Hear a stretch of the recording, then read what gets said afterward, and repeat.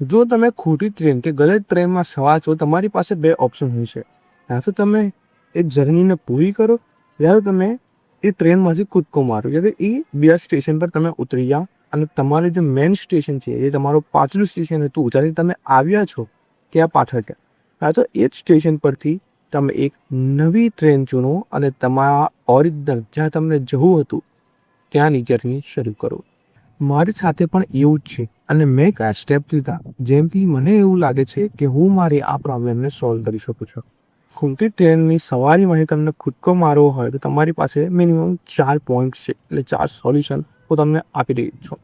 First એટલે સૌથી પહેલાં ઇમ્પોર્ટન્ટ એ જ છે કે તમે જઈને તમારી મા બાપ સાથે કન્સલ્ટ અને વાત કરો કે મને આ નથી કરવું, મને બીજા કામ બાકી બીજા કરિયર કે ફિલ્ડમાં ઇન્ટરેસ્ટ છે, ત્યાં મને જવા દો.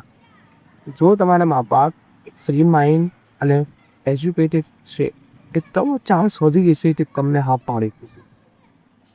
સેકન્ડ પોઈન્ટ આવે છે કે તમે જે પણ કામ કરી રહ્યા છો, સ્ટડી, કોલેજ, સ્કૂલ્સ, જોબ, તો તમે તમારા પૂરા દિવસના ફક્ત 15 થી 20 મિનિટ એ કામને આપો જે કામને તમે બહુ લગનથી કરી શકો છો, જેમ કે drawing, painting, singing.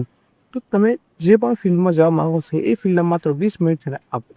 Third point એ કે જો તમે એક ગલત ટ્રેનની સવારીમાં હવે તમને મજા આવવા માંડી છે, જો તમે ગલત સવારીને પસંદ કરો છો તો એ તમારી મરજી છે, તમે ટ્રેનની જર્ની પૂરી કરી શકો છો. ફોર્થ એ આવે છે કે તમારી પાસે એટલા પૈસાનું બજેટ કે ઇન્કમ છે અને તમારી પાસે ટાઈમ પણ છે કે તમે તમારું પેશન આરામથી શરૂ કરી શકો, તમારી કરિયર ફિલ્ડ આરામથી પસંદ કરીને તમે શરૂઆત કરી શકો છો અને શરૂઆત કરી હતી. કારણ કે જે ખુશી હોય છે તમને એ જ કામમાં મળે છે જે તમે સાચા દિલથી કરવા માંગો છો. અને આગામી જનરેશન જે આવવાની છે, આગામી પેઢી જે આવવાની છે તેના પર આપણે એક મિસાલ આપી કે નહીં, તમને જે કરવું છે તમને કરવા દઈશું. ભલે તમને અનસક્સેસફુલ થાય કે ફેલ થાય, જે પણ થાય, પણ તમને જે ટ્રાય કરવું છે તે ટ્રાય કરવાનું છે. બન્યા રહો મારી સાથે.